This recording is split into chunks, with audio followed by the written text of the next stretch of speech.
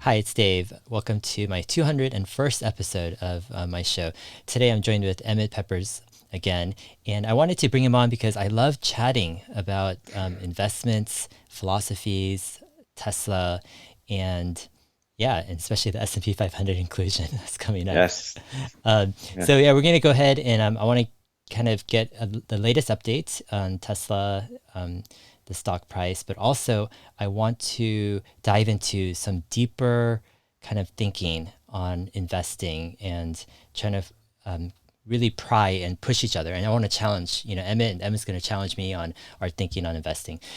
So first, I want to welcome you, Emmett. Thanks. Hey, thanks, Dave. Glad to be on your 201st episode. Yeah. Awesome. Yeah, yeah. Yeah. Welcome. Tesla has skyrocketed. I think it closed what at 585 or so. Yep. Um, Yes. yeah, it's crazy. And your trade, right? Your $2.7 million trade has gone up. Is it probably a 4x or almost I over think it's a four? 4 or 5x now. Yeah. Yeah. It's pretty in between there maybe, but it's pretty crazy how fast it's gone up, I put a tweet out there going into the weekend. It's been my most popular tweet I've ever put out. Just that I just start thinking about it, and I can't imagine 120 million shares of Tesla bull shareholders. I mean, the vast majority of that would be Tesla bulls. I would imagine there's not 120 million of short-term speculators. That would be a small percentage of that, in my opinion. So I can't imagine that many Tesla bulls selling on the eve of this historic quarter and 2021 guidance, which will be historic, and these new factories coming out and Cybertruck. Then just so many great things coming, and I just can't imagine them all selling to the index funds, and that's not even counting the benchmark funds that want to buy now. So it just felt like the conviction is still there that the could appreciate significantly still. Hmm. Yeah. And then I saw the responses because, got so many likes and retweets, and I saw the responses, and it was a mix, half the people, or, two-thirds of the people, because I'm in the Twitter tribe of Tesla basically. And so two-thirds of the responses were naturally like, yeah, hold on. But then there was still like a third of responses of people like doubting it, like saying, Hmm. yeah, and I don't think it's going to drop any day now. And that made me feel better that there was a mix, that Hmm. if it was every single person was like, it's going to the moon, it's going to the moon, then I might start thinking, well, the sentiment's so high, how can it get higher? Hmm. But because it's still mixed, just I think that's a good sign to me a little bit. Got it. I remember I'm putting this tweet up on the screen right now. It's a Gary Black says, "I hate to throw cold water on what's been a great party, but the big risk is traders buying up Tesla shares, hoping to flip them to indexers. When Tesla joins S&P 500 on December 21st, they buy too many. Indexers only need 120 million shares, 16% of the float, but Tesla's up 43% in 2 weeks. Caution advised." And you said it could be a risk, but I mean, what's your take on kind of this risk of traders buying up too many shares, right, and flipping them to the indexer? So around the inclusion day, it starts to go down. Yeah, I mean that's certainly a risk. That's the main risk here, and but I still can't fathom 120 million plus shares of that. I mean, that's a lot of money. That's like $70 billion worth right now. I mean, that's a lot of speculators, to add up Hmm. to do that. And it's possible, but for every, I think if you had two speculators bidding the price up further right now, ready to sell, well, then you'd have, if they were selling, you'd probably still have another one or two speculators ready to get back in on a dip, and so it would almost net itself out, I think, to some degree, even if that was a huge factor. Hmm.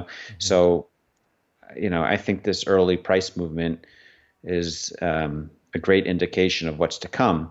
Having said that, none of this is investment advice. It's just my own hopeful thinking, and Yeah. it's played out the way I envisioned so far, but it could certainly backtrack for so many unknown reasons I can't think of. Yeah. I mean, I need to emphasize it once again. This is not investment advice, financial advice, consult someone Yeah. else. I mean, you're a professional or whatever. We're just sharing our personal opinions. Yep.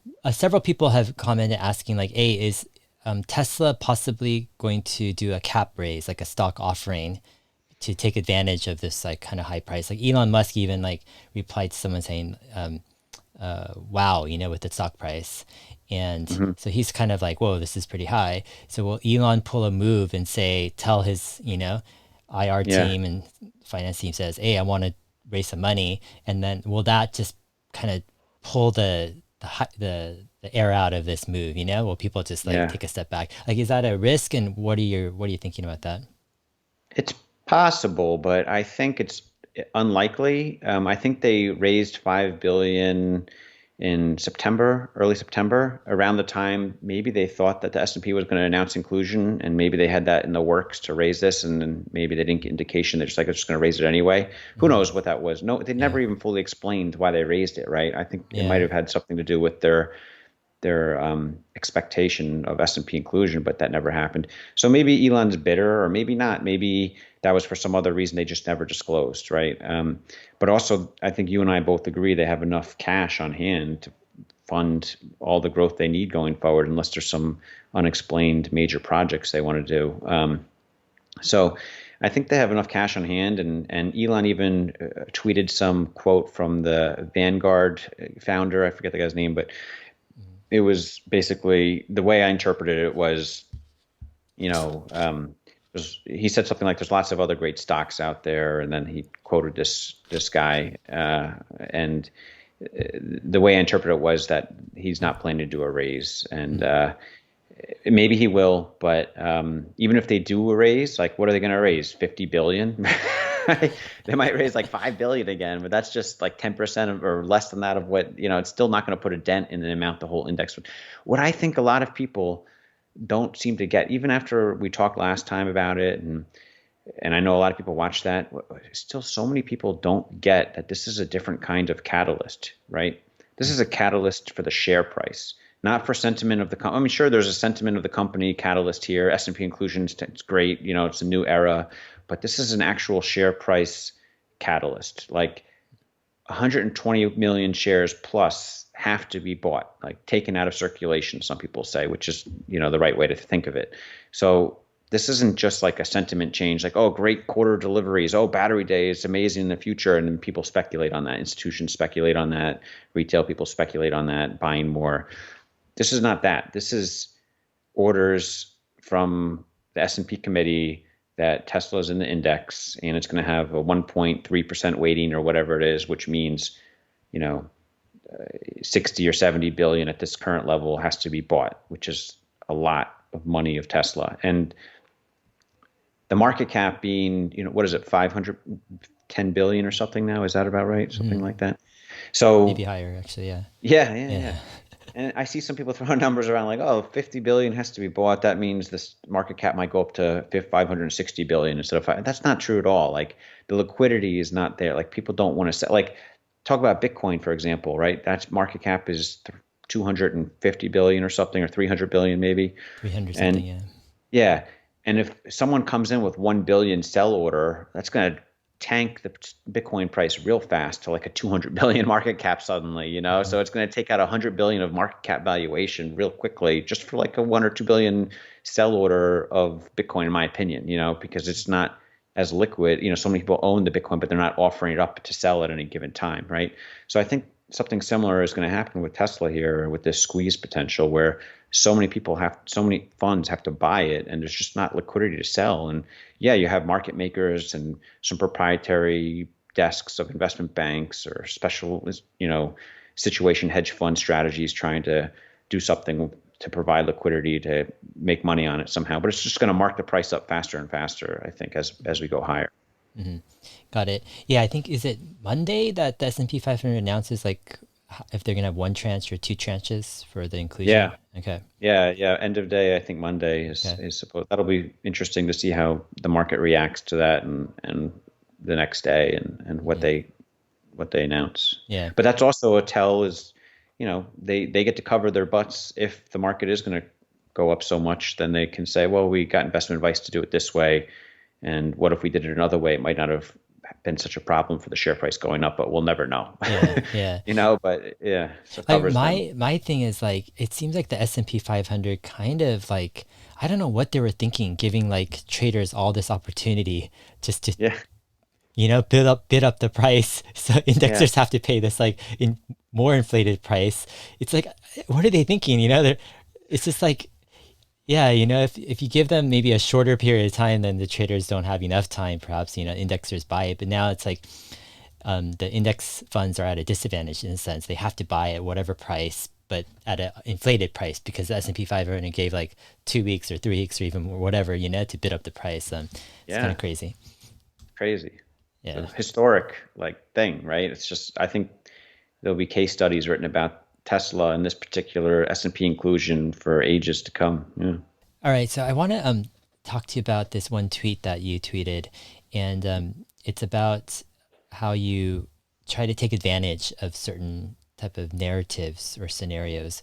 All right. So here's a tweet. It says some are good at crafting and creating research stories and narratives, while others are good at B, verifying veracity and taking action off of A. It's rare to be good at both, as each tap into a different desire of human nature, more status with A and more wealth with B. For myself, I realize it's a good idea to pick one to focus on. Can you explain kind of this tweet and what you're talking about?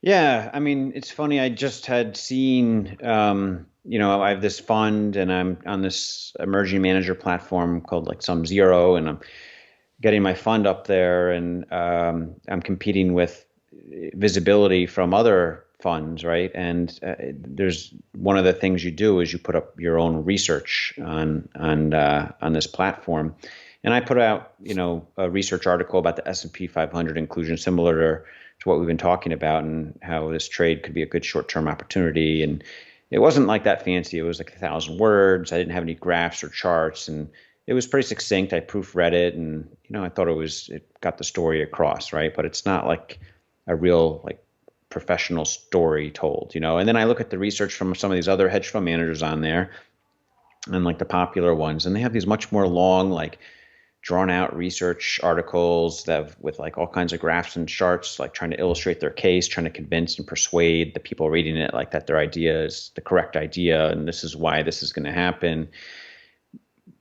But I feel like some of these people are very good at putting out research, but their returns, not so good, And I'm like, man, how how is it that some people are so good at putting out this like research, this narrative about things, but their decisions are so bad, right? And it's because a lot of what they say is they craft it well. They're good at crafting a story or a narrative, but it's just not true. Maybe they get it in their head or whatever it is, but you know I just feel like it's a whole different ball game to figure out what's true and what's not true. And not that my S&P 500 inclusion idea was like a true thing for sure, but I was putting it out as like, hey, I think there's like a 20% chance this could really run up and be a very profitable trade, and I was just to the fact. But these other people, and I've seen this a lot in the hedge fund industry, especially, or just like on Seeking Alpha or wherever you go, you see people kind of practicing their craft of telling these stories in the finance world with research, right? And most people don't beat the market, right? Why is that, right? And most people can't beat the market, and I think they just can't figure out what's true and what's not. Yet they create these interesting ideas that people somehow gravitate towards, and then they can't decide whether it's true or not. A lot of people, but they still might act on it, for example. So I've decided I'd rather focus on being able to decide what's true and what's not true, so I can act on it and reap the benefits. Mm-hmm. So that's sort of what that genesis of that was. And you see it in all different walks of life, not just investing, but that's just an example with the investing. Mm-hmm. Like, I'm curious because, like, I think one theme is kind of this taking action, right? Actually, like, if you know something is true or is likely or has some great possibility for some outsized gains, like some people, like, they don't take action or they don't know how to take action, right? And then there's this thing of like working out the numbers. It could be wise to take action, let's say at a reasonable amount, right, for the potential of your trade.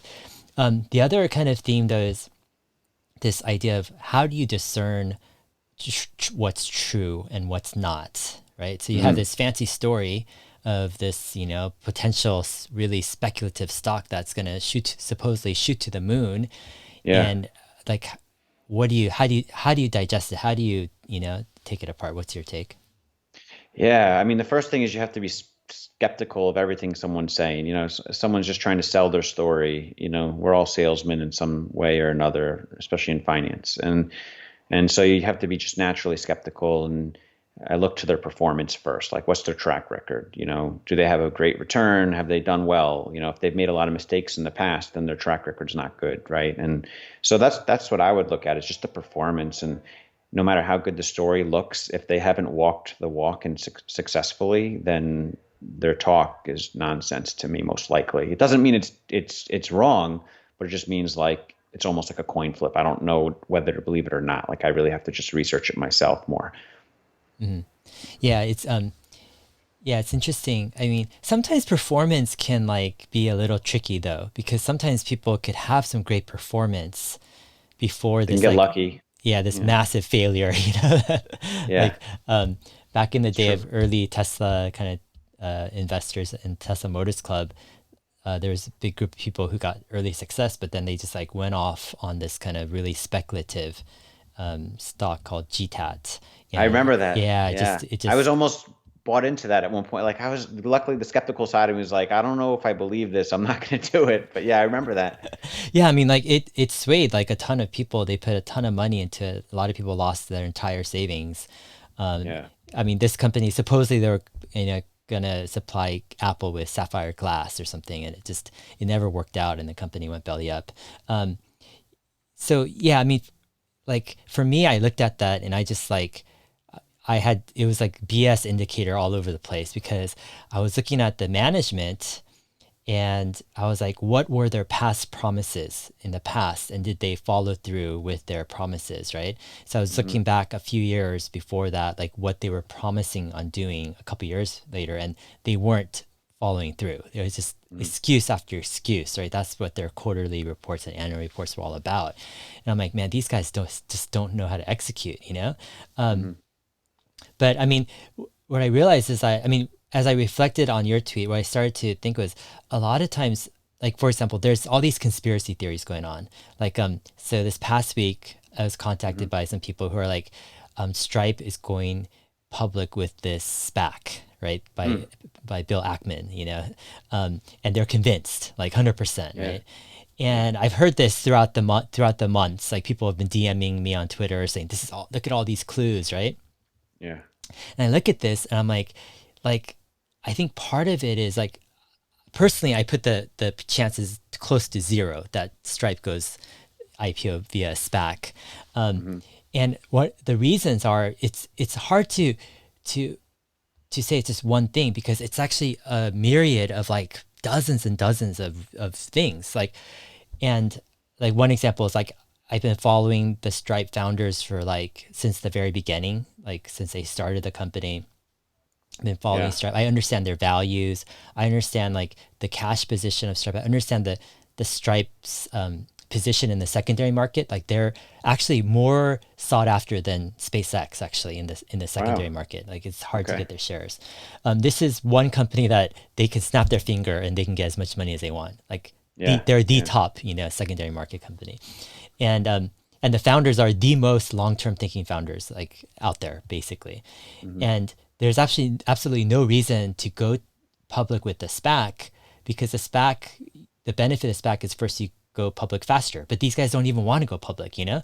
And Yeah. second, Yeah. yeah, Yeah. and it's like, and it makes all the sense for Stripe to go public when they want on their own terms without Hmm. giving equity or all this stuff to this extra entity and add complexity.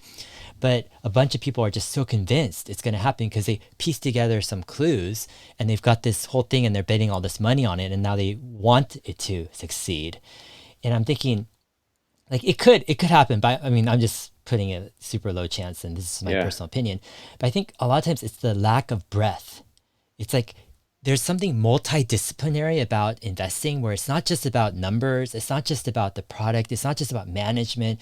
It's like about a lot of things. And sometimes you also have to listen to the management and see are these guys like truthful? Are these guys like legit Hmm. or not? Um, Hmm. I think people underestimate, they think of investing as just trying to make a trade. try to Hmm. make some money. And Hmm. when they are so narrow focused and they come into investing without a multidisciplinary background, I think they're more susceptible to these conspiracy theories. I mean, what are your Yeah. thoughts? No, I agree. I think people like to put stories together, or they like stories that sound good, and that sounds like a good story. Like, hey, the SPACs are big. Bill Ackman, he's a big player. He's courting them. It just fits, and they have the story and they just click it in their head and it seems right.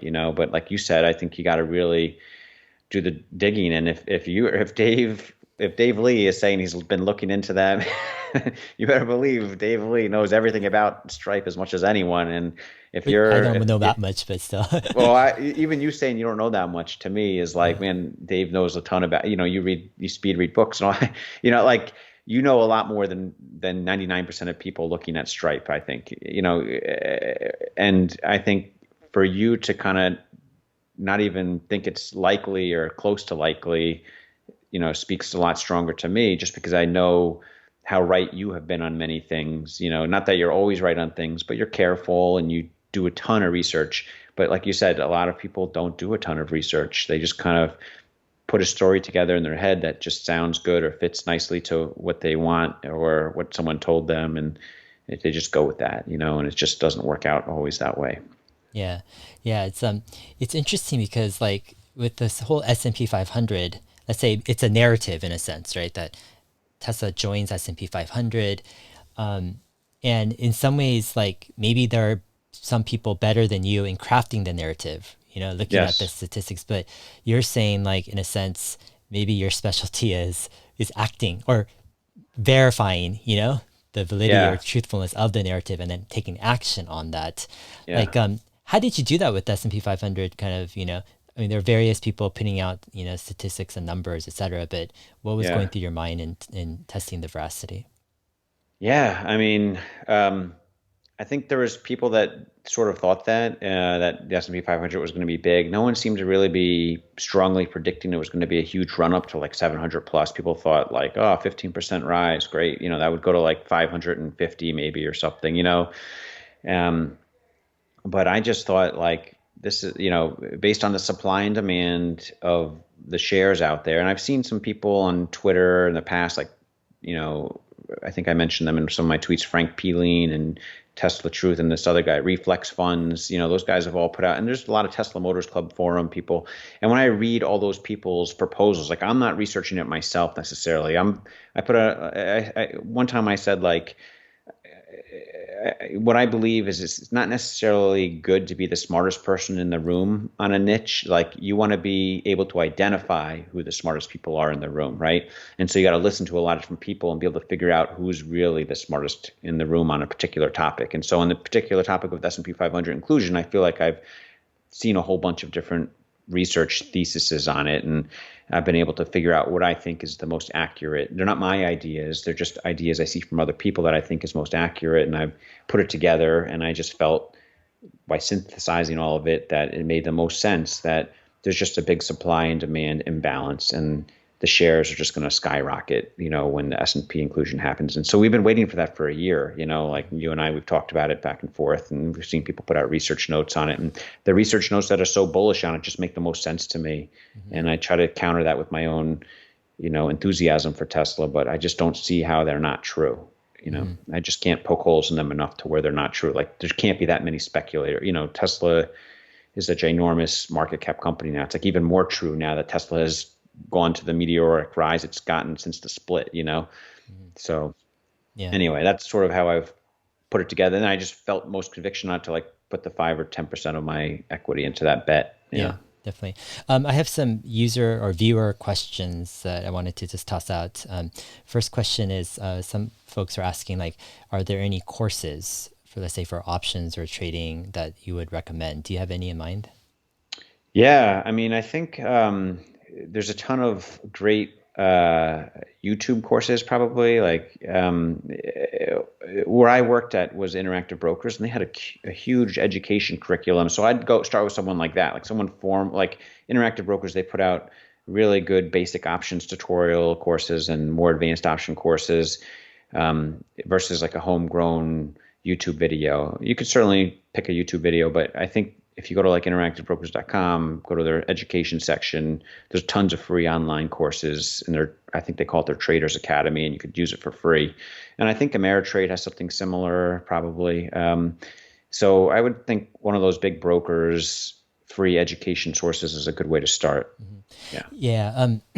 I mean, do you think these courses really like teach you much beyond just like the very, very basics?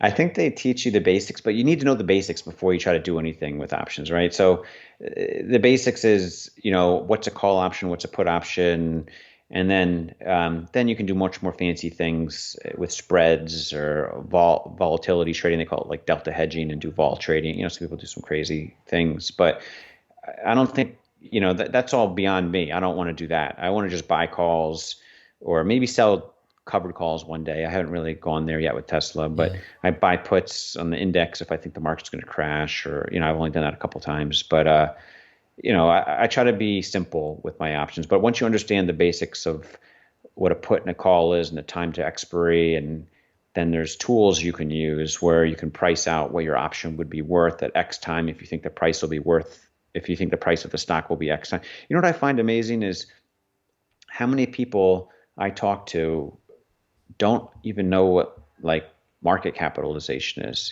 Some people just think, like, you'd be amazed how many people look at stock prices and just think, oh, Tesla $585 versus Ford at $20 or whatever it is. They're like, oh, Ford's so much cheaper. They don't understand market caps, right? And it's just amazing, just that alone, how people don't understand. So I think people need to understand the basics of options before they Yeah, kind of even think about using them. that's true. Um, yeah, I'm kind of like, I think, yeah, courses and books. I mean, I would suggest just like, buying just some books on options, and just on Amazon, and, and that's where I think reading fast helps because you could quickly go through it. But if you buy the top 5 or 10 books on options trading, you'll get the basics. But then, to me, that has like somewhat limited value because it's like, so what do you do with that, right? And the next step most people and courses will take you on is kind of like this whole either day trading option like route or kind of more of this like trading options for income. It's kind of like I look at it as more like working. It's like you're creating a full-time job for yourself, right? You're Yeah. doing all these hedges, like Yeah. pinching the pennies on this side, selling options on this side, trying to be a market maker, but tracking all of your trades every day. Yeah. Yeah, I went through a period of a couple of years where I was just like kind of like diving into all of these different kind of top option thinkers and traders and day traders. And so I actually Mm. like was reading their stuff, and I was like going through their courses. I went to some of their conference. I went to these like trading conferences, right? And option conferences where you had like the world's best, like you have these like the world's best day trader, going at it, etc. And I was listening to these guys speak and meeting them, and going through some of these courses and all their stuff. And I started to think, I mean, a little skeptical. I mean, I might sound a little jaded, but this is just my personal experience. What I realized is a lot of these guys, they're making more money off of their courses than they are trading. Yeah. It's like, I'm like, what's going on? And like, and then there's just like, supposedly I was listening to this world's greatest, day trader. He's won all these world contests on day trading. So I'm like, Yeah. wow, man, you should be able to make like millions, right? Every year Yeah. and like, and stuff, right? But he actually doesn't. He actually makes a lot more money off of trading his or selling his courses, right? Yeah. Yeah. Yeah. And I'm Yeah. like, what's going on? And for all of these people, they all hit the same roadblock. And what it is the more money they try to use, it it kind of their system doesn't really work for it because like the whole key is you can't risk a lot with each trade. You have to risk just a tiny bit because your trade could go wrong. Like you don't have a great, percent of success. So you risk a little bit, and it's like it becomes a job. You just have to do this day in and day out just to make a 6-figure living. If you're lucky, it'd be seven. Yeah. But with courses, you'll make a lot more, than Yeah. that. Yeah. Yeah. Enough And so, people. Yeah. yeah, and so in some ways, like that's where I'm like the typical day trading route or the typical options type of like complicated type of hedges and all these like options for income, they seem to be kind of a bit of a crowded field, a bit of a field where it's being monetized, as this lure to kind of like Mm-hmm. draw people in. But the reality is it seems to be a little bit capped in some ways where it's like Mm-hmm. you really have it's like your job, and it's like, I don't know, I kind of question some of that stuff myself personally. I agree. I mean, I think I've seen a lot of people go down that path, and some people seem to do really well selling, you know, calls or puts, but then when the market, the 1 in 10 years, the market goes haywire, they lose all their money, and so you're kind of just like taking a chance a little bit every time, making a little bit of money, and eventually, whatever the market goes against you in the way that you least thought was possible, but it does, and then you lose it all. And I've seen that happen several times, and my career at Interactive Brokers, just a number of clients, and I think a lot of times people get drawn into selling like the option spreads, for example, for a little bit of income, like you Yeah, said, yeah. because they do it like on a weekly basis or a monthly basis, and they're researching which ones to do, and they press the button to make the trade, and they feel like they're working to make money, and it feels like the sense of like, okay, I'm doing something to make money, and it's like more fulfilling or more believable to them that this is the right path, right? Just because they're doing something, as opposed to like what I'm doing is I'm just like place this one trade. I'm going to see how it plays out for a month or a month and a half. I'm not going to like start hedging it and do all different things to it. I mean, I Hmm. might, but I'm not, that's not my plan, or long-term investors like us with Tesla. You buy Tesla, you hold it long term. And we're not like trying to sell covered calls on it or trade in and out of it on ups and downs, because we know the best value is more simple, right? Just to kind of sit on it and just wait it out, right? And that's not exciting to people. And so people, I think, veer away from that, and they don't believe it's as productive Yeah, because they're just used to like a work life balance where they have to actually work to make money. yeah, yeah. Like the type of kind of like I think options trades that you do in a sense, like it's a little bit unique, Yeah, Like I don't yeah, know if there's many courses that are going to be able to teach that because that's I don't think true. it's about the options per se. I think it's more about Yeah, it's about thinking and views on how you view the markets, you view psychology, you view valuations maybe. Um, and yeah. it's beyond the technicalities of you know the actual Traditional options trading. exactly, Yeah, yeah, and that's why if you go to a course you're just stuck with that, and you're gonna be stuck that's into that true. boxed system, and I think most people will be frustrated actually. Yeah, maybe people should just then back to like the recommendation. People should just learn what a call and what a put is, and just stick to that, and not go beyond that, where there's like extra lessons being taught about spreads and covered calls, and maybe covered calls learn about that, or selling puts learn about that too. But other than what a call like single leg option trades, start with that, and then if you had like, let's say a $20,000 trading account, then dedicate like $2,000 just to some option trades you're going to do here and there, and experientially you'll learn a lot more. Yeah, yeah, definitely. Yeah, like I've learned a lot throughout the years, by losing a lot of money in different ways, but also gaining, a lot of money Yeah, through options. Like, but yeah, I think overall, like taking smaller risks in the beginning makes sense because like there's a lot of unknowns, and with options, things can go up and down very fast, and yeah, it's better to learn with the smaller amounts. yeah, absolutely. Yeah, Yeah, yeah. Just start off small, and it's like it's sort of like sports betting in a way. That's why I'm sort of a gambler, but it's sort of like betting on sports in a way where you could just lose it all real easily if you're wrong. Yeah. yeah. I want to go to another question. Is a few people are asking like, hey, could Emmett and also myself, can you guys just be an example? Are you guys just an example of survivorship bias? So in other Hmm. words, you guys got lucky in a sense, and you're basing your success off of what you might think like was important to that success, but maybe that wasn't really important. You're just a result of luck, right? Yeah. So over justifying or overemphasizing the reasons for your success, which might not be the reasons for your success. What's your kind of take on that? Yeah, my take is it's very possible. I'm not going to discount that. It's possible. Yeah, I mean, I could be very lucky. Time will tell, or I could continue to be very lucky, and time won't tell, right? But the longer I have success, the less likely that's the case, in my opinion. And we'll see, right? I Mhm. mean, I don't think you can completely discount that. It's very possible, and um, no one really knows until history plays itself out, I guess, right? I mean, the stock Tesla could go to zero from some fraud stuff in a few months, like a lot of the bears have been saying. And then, yeah, sure, we're survivorship bias Tesla bulls. Like, so are a lot of people, right? So Yeah. anything's possible. Yeah. Yeah. Yeah. Like I kind of take that question where I like to kind of poke and try to find the substance behind a person's thinking, behind their investments or behind their trade.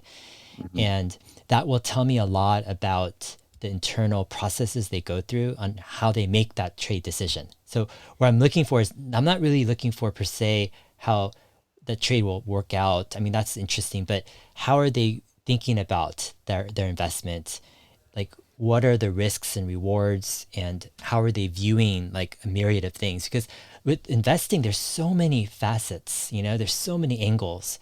Like as much as, like, for example, I talk about investing or even Tesla or other companies here, it's like because there's so many angles, I could actually go on for like hundreds and or thousands of Yeah. hours because I'm only sharing like a small point something percent of what my thoughts are, on Hmm. a company Hmm. like Tesla or investing. And what I like to do is I like to test that in other people. Like, okay, how deep is your thinking really? Are you really looking at 1,000 angles, right? Yeah. And Yeah. if the person is really looking at like 1,000 angles, like I give that person a bit more credit and respect for how they're approaching their investments. And I think they have a higher likelihood, if they're successful in their investments, to actually kind of reproduce that success. Because I think when you're looking at a 1,000 angles, you're in a way kind of potentially reducing the risk because you're kind of every angle you look at in a way is another angle that you're not blinded with in a way. And so Hmm. that's where I'm kind of like, I see survivorship bias a lot in fields where the people aren't tested. Like, you don't really test if they're looking at things from 1,000 angles.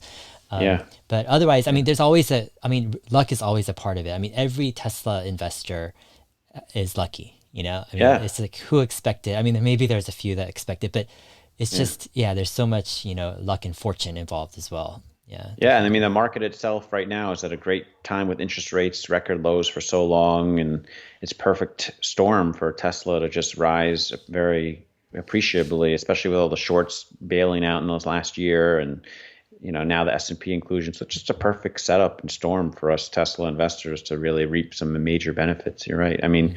but these are all angles that sort of you and I think, and a lot of investors, long-term Tesla investors, have kind of had our eyes on, and we're happy that these things have materialized because for many years we were kind of just like sitting in the shadows waiting, Uh-huh. since 2013 or 14, right? We were just been like, oh, when's this gonna break out? It's just year after year, it's just the stock's not going where we think it should go. Are we the wrong?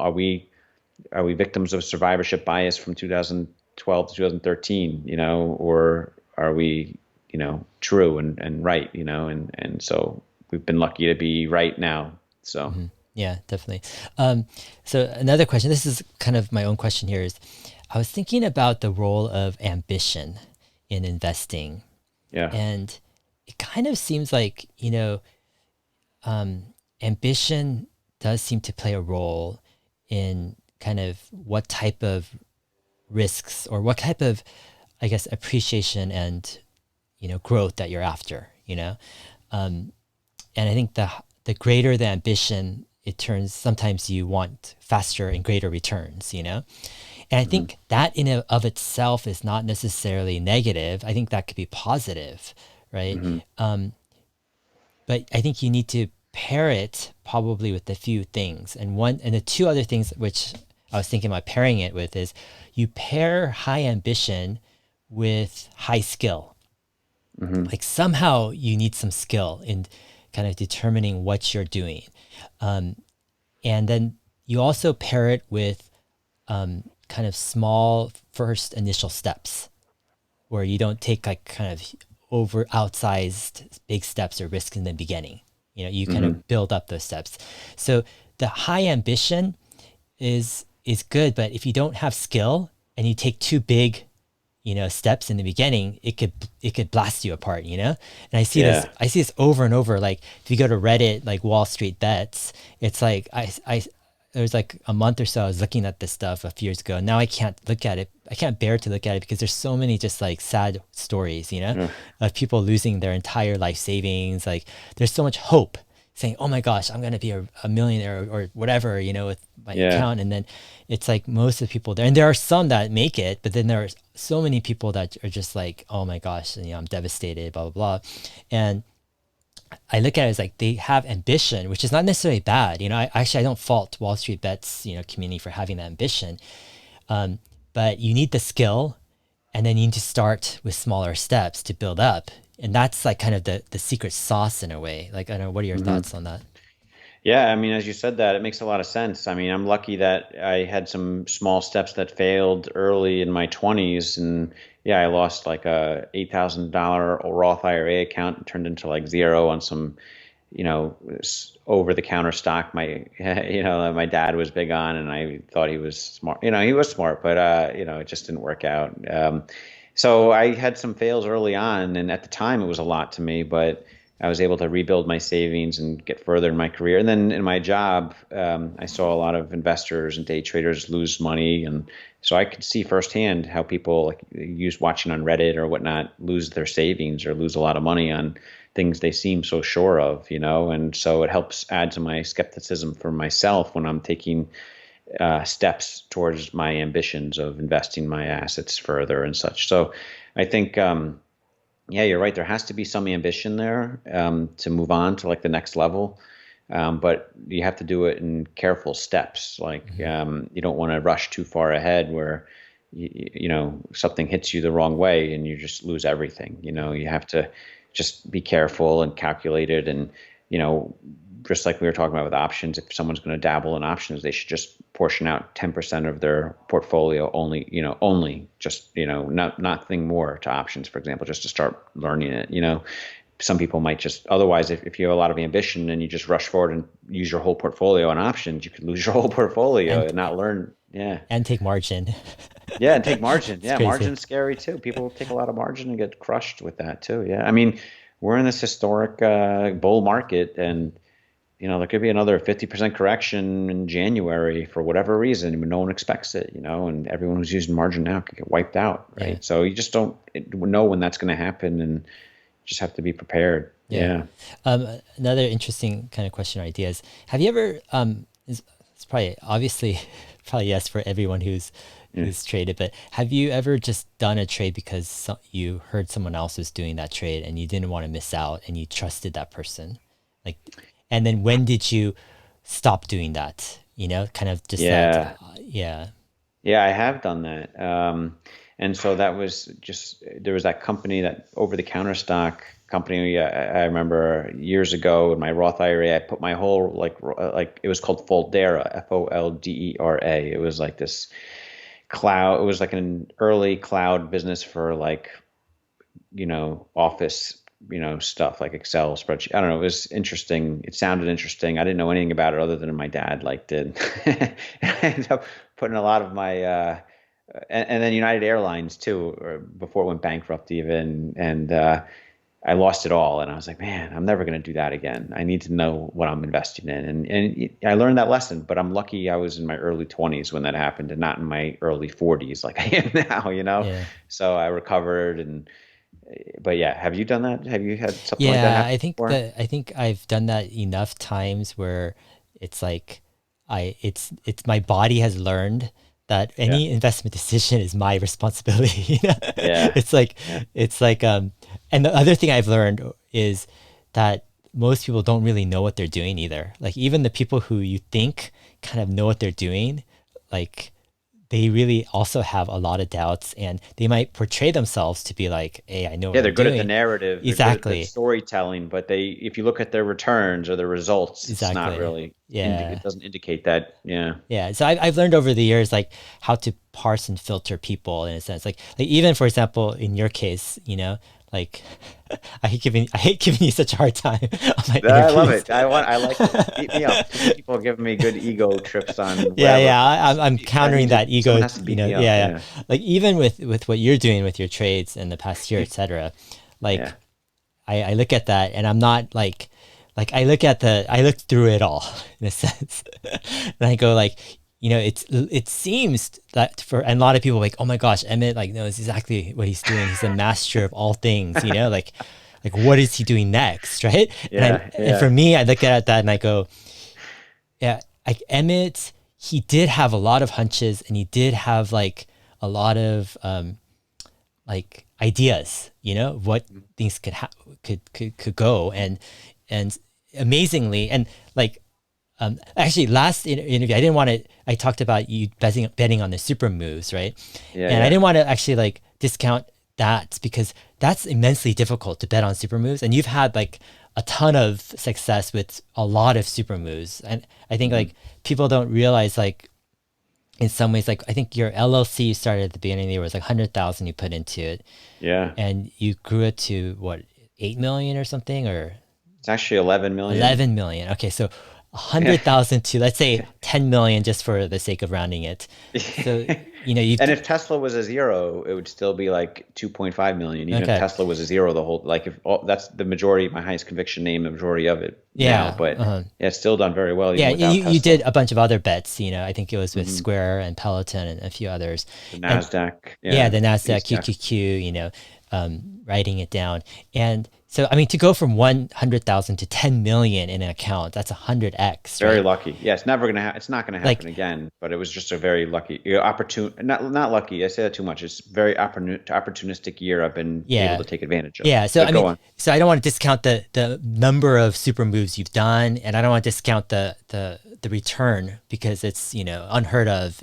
I would say unheard of, but yeah, to do 100x in 10 years or Yeah, 20 years is amazing, yeah, Like, yeah, but to do 100x in 1 year, that's yeah. like out of the world.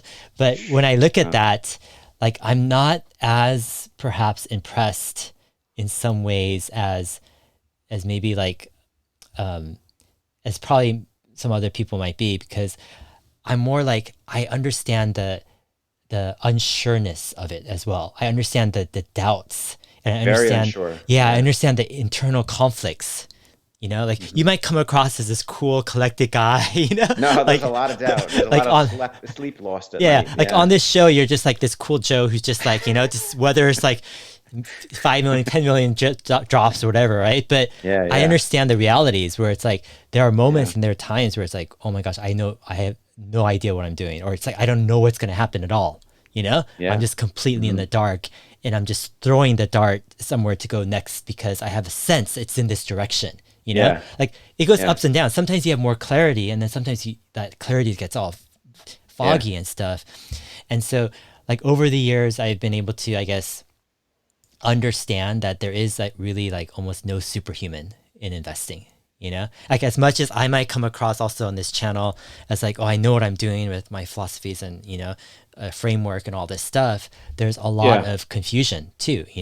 It's such a difficult thing to get right over and over, but not It just is. to get right with like 10 or 15 or 20% gains, but to get right on like extraordinary gains, like Yeah. Yeah. 10xing, gains in a reasonable amount of time. Like that's extraordinarily difficult.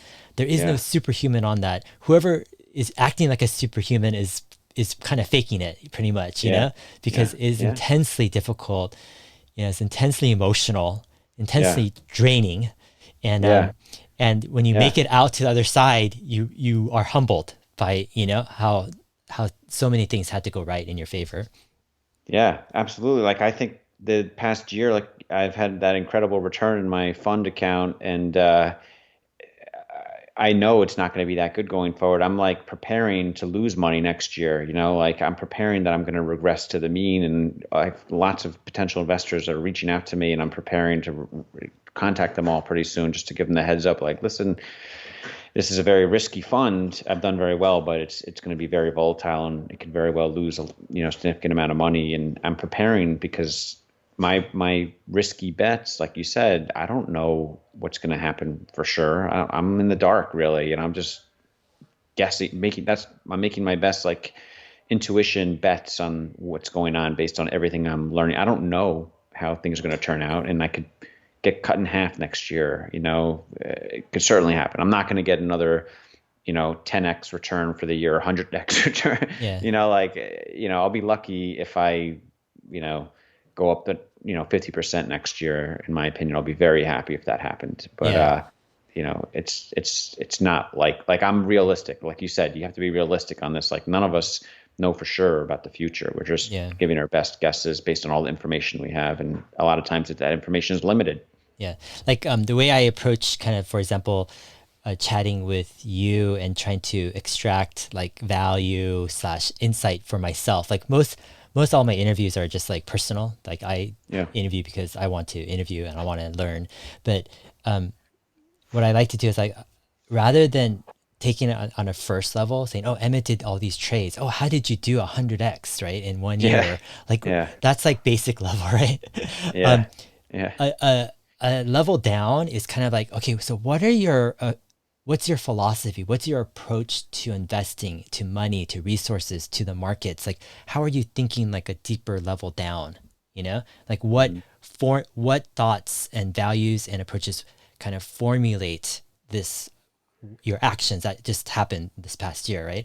A lot of people don't even like really focus on that. But then I think that's important. But I think what's even more important than that, which almost I think barely anyone will pry into, and that's what I do. Like I pry into this third level or deeper level, and I say, Right. okay, so like what is it about your not just your approach and values and thinking, but what is it like that what angle, what's a key insight that is allowing your brain and your psyche to kind of like spot these opportunities as something that's not just too risky, too crazy, but sees some of the stuff as like something to make a lot of profit on, and as evidenced with 100x, let's say, fun gain.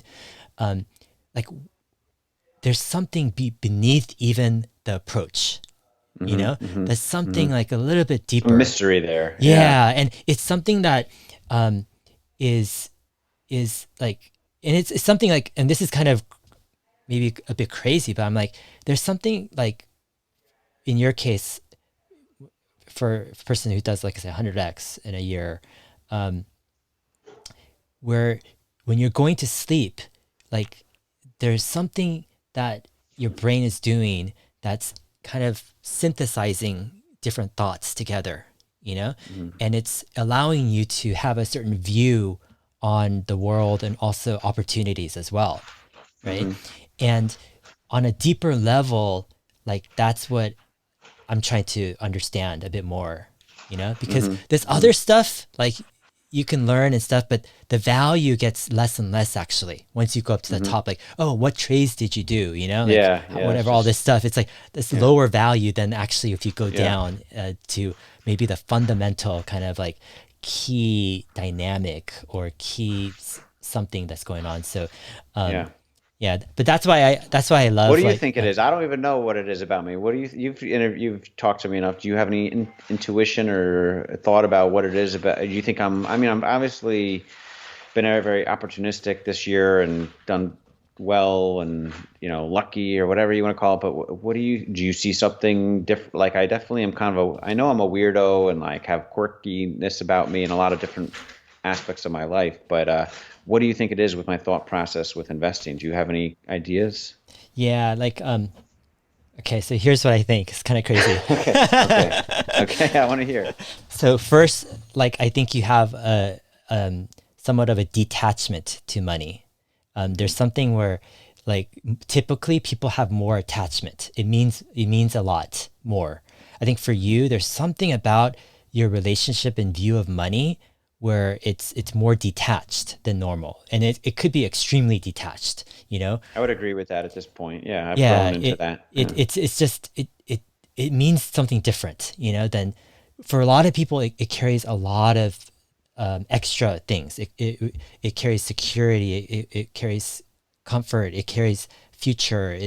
It's intertwined with their survival in a sense, you know. Hmm. And I don't think there's a way you could do what you're doing without certain level of detachment. Now, that detachment for some people actually can be very dangerous if they just go berserk with it. You know, some people just like, you know, go crazy with their Yeah. their money because they think they're not attached, but after they lose it all, then they're like. Yeah, yeah, yeah. But anyways, Yeah. so you've got this detachment, and then second of all, you have some of this like view of like odds and probabilities where a lot of people tend to be binary, where it's like either yes or no, you know. Hmm. But I think you have something where you're viewing scenarios more as like this could happen, this could happen, this could happen, you know. Hmm.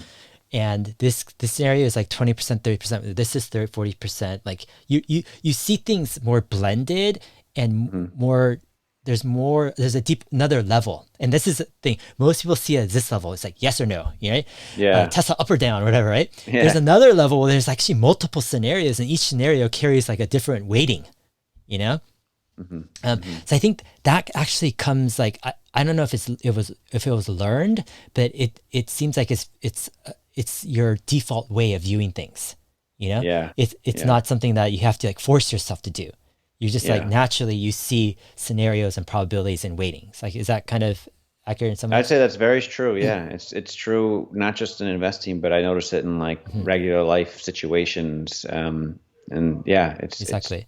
very true. And another thing is you've got this psychological type of insight where you look at kind of the psychology of people and the psychology of investors and markets, and you're able to piece together these things and how they impact certain kind of outcomes and stock Hmm. prices or whatever. So you don't see the stock price for just stock price. Like you Hmm. see it as like, oh, there's like people and things, like there's mechanisms. Incentives. Yeah. Exactly. And they're different incentives and different thinking. And so your mind is going to the psychology of what people are thinking, and um, and you see kind of like the impact. You see this all the psychological, I guess, minds coming together, creating certain outcomes. And I think Yeah. again, that's kind of quite natural for you as well. It's not something you Hmm. have to like convince you about. You just see it like you see the scenario, but it's not that's not the whole story. It's like how did it get there? It's like there's lots of moving pieces, you know? Yeah, yeah, yeah. That's true. Yeah, I think I put myself in other people's shoes a lot, and I feel like, okay, if I'm the CEO of this company, am I going to risk, my job for creating an EV, sacrificing the union jobs for this or that, so there's things like that. Yeah, I definitely all the different variables, the people that make the decisions. I try to figure out what their incentives are of Yeah, what they're going to act, how they're going to act, and put that exactly. together. Yeah. Yeah, and then still another kind of interesting angle is I Hmm. think there's something about your view on gambling and kind of placing certain bets. Like you have this keen awareness that certain bets can be life changing, can be like crazy, like, Hmm. and that's not necessary. It's not this distant thing for you. It's like a very like close reality. Like Hmm. you don't have to convince yourself that Yeah, oh yeah, like a yeah, good bet can be a 10x or a 50x opportunity. Like yeah. it's partly experience and what you've seen over the years, but part of it also is like it kind of makes sense to you, you know? It That does. like Yeah, that's in a how it is. probabilistic point of view. Yeah. Exactly. It's just that's how it is, and there's always going to be those type of bets and those type of opportunities. Like other people mostly don't see that, you know? Yeah, I hope there's always going to be, like, part of me Mm. thinks this S&P thing is the last great opportunity like that, but I hope I'm going to be patient and wait for more. You know, if people like investors were going to give my fund money, I was just telling my strategic advisors working with me, like, you know, if some investors give me money, I might just hold a lot of it in cash for a while until it might be a while before I see the next Mhm. big, you know, Sure, 10x possibility. Yeah. sure. So yeah, I have seen some of these, but you don't know when they're going to come up. You know, when you see, sometimes they just hit you like a ton of bricks and you have to think about it. But you know, I just can't manufacture them. You know, I just Yeah, can't. yeah. Yeah. And like going back to our our talk about like courses, right? And learning Yeah. options, like what options course is going to talk about Yeah. detachment to money, you Yeah. know? Yeah. Like viewing, you know, like blended scenarios of weighted, you know, Yeah. possibilities and like Yeah. like psychology and of all the different players and outcomes and you know the power of a big bet and all this stuff. Like this stuff isn't taught like in our typical investing or even trading or whatever education, financial education. um, Yeah. and that to me is like it's so interesting because isn't that the more valuable things that you know to Think teach, so. you know Yeah, what I'm you would saying? think so. Yeah. Yeah. I mean, Yeah. like think about it. If you were to teach your kids, you know, let's say investing or what you did, would you like want them to like go off to some course, you know, on some options trader, or would you really want them to learn these things, you know, like Yeah. these No, I'd core want them to learn principles? these things. Exactly, Yeah. right? Like that's what Yeah. births the actions and stuff. But our Yeah. whole investing education system is like It's messed up. completely misses the point. You know? Yeah. People talk about like, you know, this is another thing I was thinking about is, you know, investing. People are like, oh, the PE should be this or the valuation should be that. And instead of saying this is what it is this. It's not what it should be. It is this. And then you should reverse engineer why that is, you know. And I think too many people focus, especially shorts in Tesla, for example, they're like, Tesla should be valued at this. It should be valued at this. And they're focused on that instead of what is, you know, and they can't reverse engineer what is because they're just too tunnel visioned on what should be. And you know, we were talking before that we're going to one day do a webinar on the history of the biggest shorts, maybe in Tesla, way back to John Peterson or something. Yeah, most people won't know who John Peterson is. Yeah, most well, yeah, that's like a 12, 11, 13 kind of maybe back Yeah, then. Yeah, that yeah, was the first big villain I remember. yeah, Yeah, yeah. Yeah, fun stuff. Yeah, like personally, like I think if you want to do traditional like kind of trading and work for, you know, your money like full time, all that stuff, yeah, I think there's a lot of courses and things to go to and stuff. Um, but I personally think there's a way outside of the norm, outside of, I did this video today on what I call green pastures investing and yeah, I saw like that. It was good. yeah, like people I think will generally take that as like, oh, it's just finding opportunity, right? But actually the key insight on that isn't really opportunity. It's more on the reality that most people they will opt for comfort in the crowds Hmm. and they will over saturate the opportunities closest to the city or closest to the crowds. And because of that, there will be outsized opportunities away from the crowds because the crowds are too scared to go there. You know, like that's actually more of the key insight on this green pastures kind of philosophy I was sharing. But in some ways, it's like, yeah, if you want to do the typical thing and, you know, do your whatever, you know, index fund trading or, you know, diversification 60 stocks or something or Yeah, whatever, like go for it and you'll find a lot of teachers, a lot of courses, you know, a lot of stuff. But in my opinion, it's like you're eating kind of a bit barren grass, like it's overcrowded, you know, it's where yeah, everyone is already. And yeah, I think some of the stuff we're talking about people aren't going to find a lot of resources or thinkers with it because it's outside of the city walls. That's outside of that. It's out in the rural, like way out in the in some play yeah. wild Yeah, place. we're in some crazy area. Exactly. We're kind of we're like some nomads out in, you Exactly. know, forming our own little community, trying just barely, you know, we found great green pastures, but Exactly. who's following us there? You know, your listeners a little bit maybe, but yeah, Yeah, yeah. I think in some ways, like people don't realize how out of the box some of the stuff is. You know, yeah, it really is like um, stuff that's it's non-traditional. You know, yeah, like no one's gonna teach you how to do 100x in a year. you know? Like, That's unheard of. I mean, yeah, I can't really be. It's just you know, it's not going to happen again. I yeah, know that. I mean, this was a special year with the ups and downs. You need yeah, a special year with those types of ups and downs. You need to be able to predict both of them at the right time. yeah, Yeah. yeah. I mean, for me, it's like I don't think the 100x in a year is like I think that's. I mean, obviously it's amazing, but it's like even just 100x, like At all. at Yeah. all, like in 20 years, if you do 100x, that's amazing. Yeah. It's like Yeah. mind-boggling.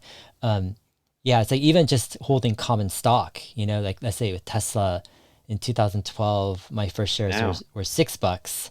Now Yeah. it's close to 600. 600.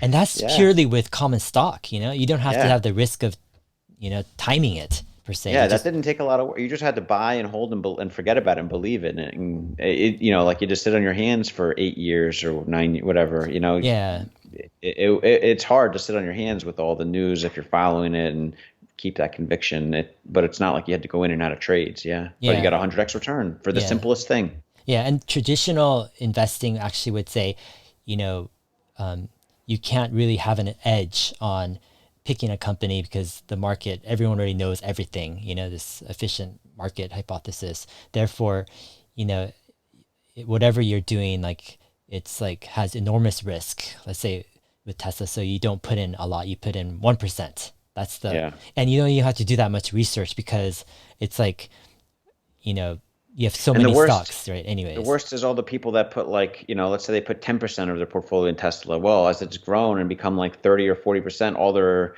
advisors or brokers or whoever's telling them like, oh, you shouldn't have so much Tesla, sell some of it, it's a winner. And they're selling off pieces and pieces all along the way. And now their portfolio is still 10% when it should have been 500% Tesla, Sure. Yeah. so people get hurt on that type of, you know, Yeah. rule employed by the masses now. Yeah. I think on the flip side, though, I think a lot of people should take off some because they're not really analyzing the company deep enough. They don't really understand it deep enough. Yeah, I maybe they mean, just followed someone else's yeah. advice instead of deciding for Yeah, themselves. Yeah, that's exactly. And absolutely then some true. people actually have higher risk. Like if you're older, if you're Yeah. in your 50s, 60s, 70s, like some people actually I've seen take actually quite a big risk where I'm like, whoa, man. It's like, it's like, gotta Yeah, watch I've what seen you're that doing. too. I've seen some Yeah. people like I put my whole saving, I sold my house or I mortgaged my house and put it all. Uh, I've seen some of that. I mean, when you're young, maybe you can get away with that stuff, but when you're like in your 60s and 70s, people should Yeah. shouldn't be doing that. Yeah. Yeah.